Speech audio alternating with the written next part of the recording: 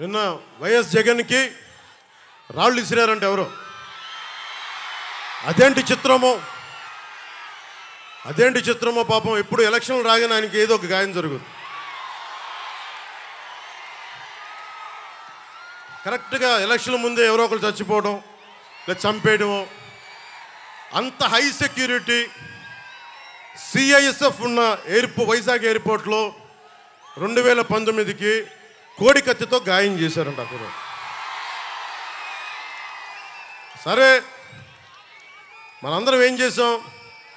జనం కూడా ఏంటి కదా, మన తిలక్ గారు చెప్పినట్టుగా, దేవరకొండ బాలగంగాధర్ తిలక్ చెప్పినట్టుగా, కొడవగంటి మనకి కుటుంబరావు గారు చెప్పినట్టుగా, మనందరం మధ్యతరగతి మనుషులు. మనందరికీ ఏంటంటే అధికారం ఉన్నోడు డబ్బున్నోడు ఏమి చేసినా దానికి ఒక నైతిక భాష్యం ఇస్తాం. పాపం కాకినాడలో ఉండే ఒక మాఫియా డాన్ను ఎవరిని కత్తితో పొడిచినా పాపం ఆయన ఏ పరిస్థితుల్లో పొడిచారో పాపనండి, పాపం చంపేశారు. వైఎస్ వివేకానంద రెడ్డి గారిని ఏ పరిస్థితుల్లో పొడిచారో తెలియదండి మాకు. 30,000 మంది ఆడపిల్లలు అదృశ్యమయ్యారని పాపం జగన్ గారు ఏం చేస్తారండి పాపం. ఇది సగటు మధ్య తరగతి మనం చేసే తప్పు. ఇది మన హక్కులు మనం తెలుసుకోవట్లేదు. జగన్కి గాయం అయితే రాష్ట్రానికి అయ్యా గాయం.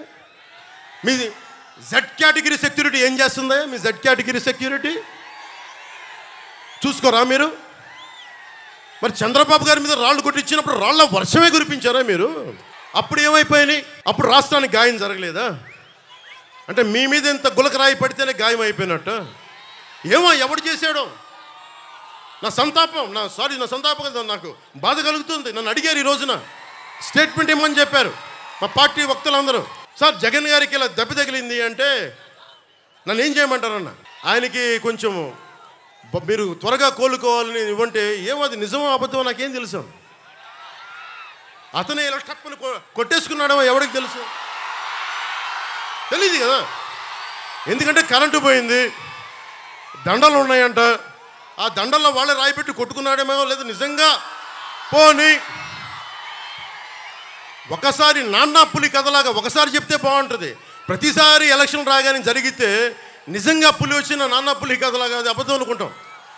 సరే, నిజంగా మీ మీద రాయిసినోండి మీరు పట్టుకోండి. ఎదురుగా పొడిచిన వ్యక్తినే ఈ రోజు వరకు మీరు పట్టుకోలేదు. జైలు నుంచి అతను బెయిల్ ఇప్పించారు 5 సంవత్సరాల తర్వాత. కోడికత్తి వ్యక్తినే.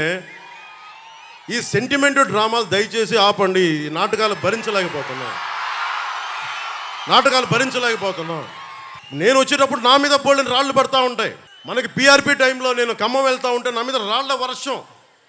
మా వాళ్ళందరికీ మోకాళ్ళు ఇరిగిపోయినాయి, నాకు ఈపుల మీద రాళ్ళు పడ్డాయి. ఆ రోజున చెప్పుకోవడానికి మీడియా కూడా లేదు.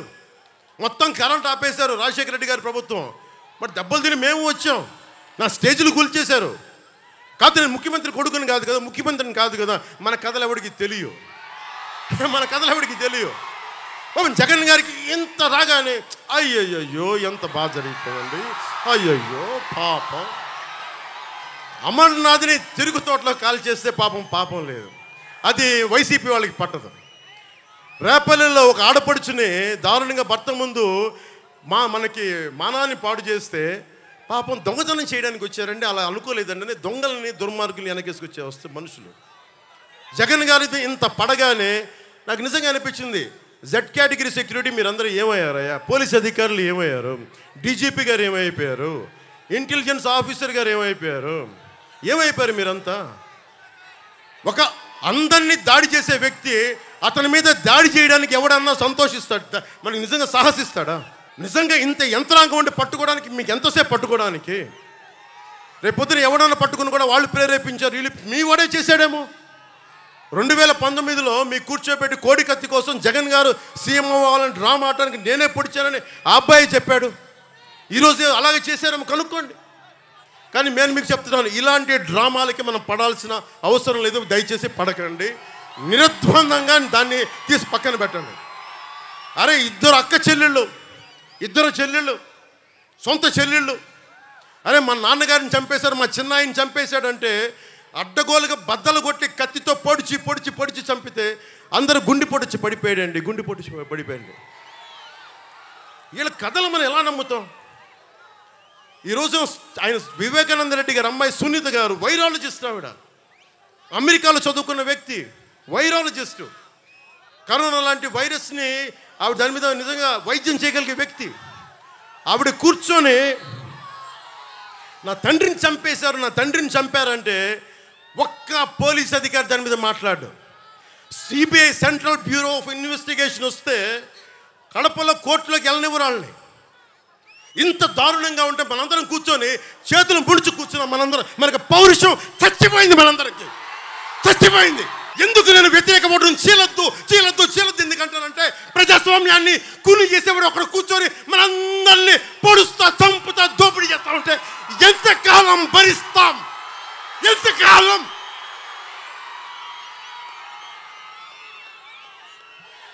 సుగాలి ప్రీతి 14 ఏళ్ల బిడ్డని స్కూల్కి వెళ్తే 10 మందిని నాశనం చేస్తే దాన్ని పట్టించుకోడు ఎవడు.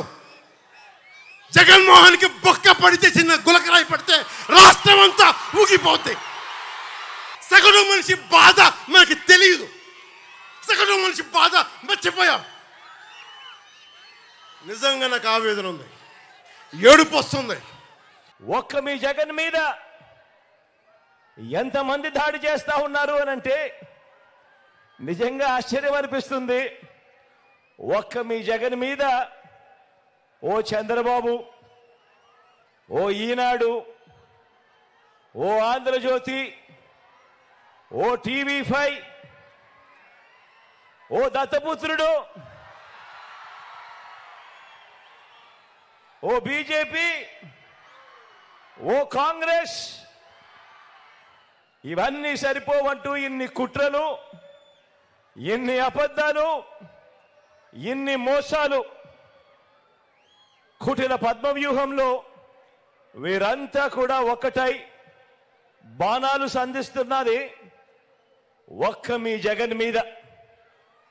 మీకు మంచి చేసిన మీ బిడ్డ మీద, మీకు ఆ మంచికి మధ్య మీ సేవకుడిగా ఉన్న ఒక్క మీ బిడ్డ మీద ఇంతమంది దాడి చేస్తా ఉన్నారు. అయినా మీ బిడ్డ అదరుడు, అయినా మీ బిడ్డ బెదరుడు. కారణం, ప్రజలనే శ్రీకృష్ణుడి అండ ఉన్న అర్జునుడు మీ బిడ్డ. చేసిన మంచి మీద ఆ దేవుడి మీద నమ్మకం ఉంది కాబట్టి అర్జునుడి మీద ఒక బాణం వేసినంత మాత్రాన కురుక్షేత్ర సమరంలో, కురుక్షేత్ర యుద్ధాన్ని కౌరవులు గెలిచినట్టు కాదు. ఒక బాణం వేసినంత మాత్రాన, జగన్ మీద ఒక రాయి విసిరినంత మాత్రాన, జగన్ మీద ఒక రాయి విసిరినంత మాత్రాన జరగబోయే ఎన్నికల కురుక్షేత్రంలో ఆ దుష్ట చతుష్టయం ఓటమిని, ఆ పెత్తందారుల ఓటమిని, మన పేదల ప్రభుత్వం గెలుపును ఎవ్వరూ ఆపలేరు. ఇలాంటి దాడుల వల్ల నా సంకల్పం చెక్కు చెదరదు. పైగా ఈ స్థాయికి వీరు దిగజారారు అని అంటే దాని అర్థం ఏమిటి?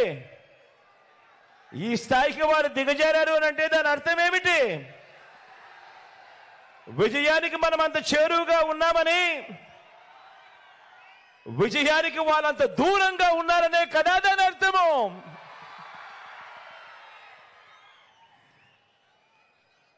అందుకే చెప్తా ఉన్నా, ఈ తాటాకి చెప్పుళ్లకు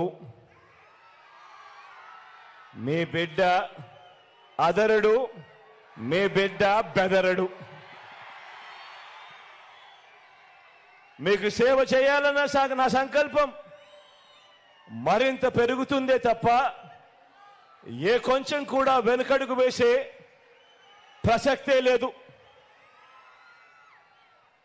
నా నుదుటి మీద వారు చేసిన గాయం, నా నుదుటి మీద వారు చేసిన గాయం దేవుడి దయతో అది ఇక్కడ తగల్లేదు, అది ఇక్కడ తగల్లేదు. అంటే దాని అర్థం దేవుడు మీ బిడ్డ విషయంలో ఇంకా పెద్ద స్క్రిప్టే రాశాడు అని చెప్పి దాని అర్థం.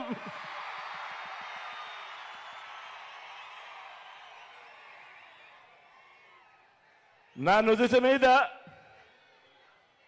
వారు చేసిన గాయం బహుశా 10 రోజుల్లో తగ్గిపోతుందేమో, కానీ పేదల ప్రయోజనాలకు చంద్రబాబు చేసిన గాయాలు, ఆయన పాలనలో ఆయన చేసిన గాయాలు, ఆ రైతులకైతేనేమి, ఆ చెల్లెమ్మలకైతేనేమి, ఆ నిరుద్యోగులకైతేనేమి, ఆ సామాజిక వర్గాలకైతేనేమి, ఆ చంద్రబాబు మోసాలతో అతలాకుతలమైన ఆ పేదల బ్రతుకులు, చంద్రబాబు చేసిన మోసాలను, చంద్రబాబు చేసిన గాయాలను ఆ పేదలు ఎన్నడూ కూడా మర్చిపోయే ప్రసక్తే ఉండదు అని సందర్భంగా చెప్తా ఉన్నాడు. గాయపరచడం, మోసం చేయడం, కుట్రలు చేయడం చంద్రబాబు నైజమైతే, మీ ఇంటింటికి మంచి చేయడం మీ బిడ్డ నైజం అని చెప్పి కూడా ఈ సందర్భంగా గర్వంగా చెప్తా ఉన్నా.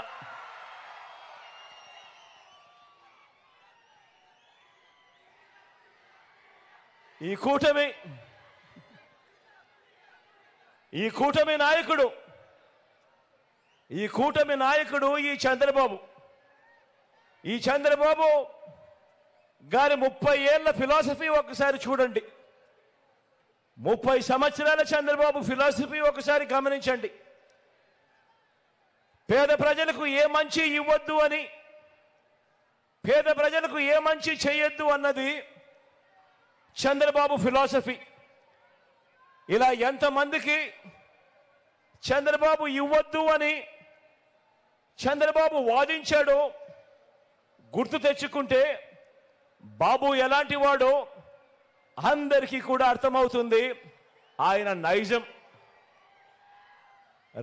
రైతులకు ఉచిత విద్యుత్ ఇవ్వద్దు అన్నది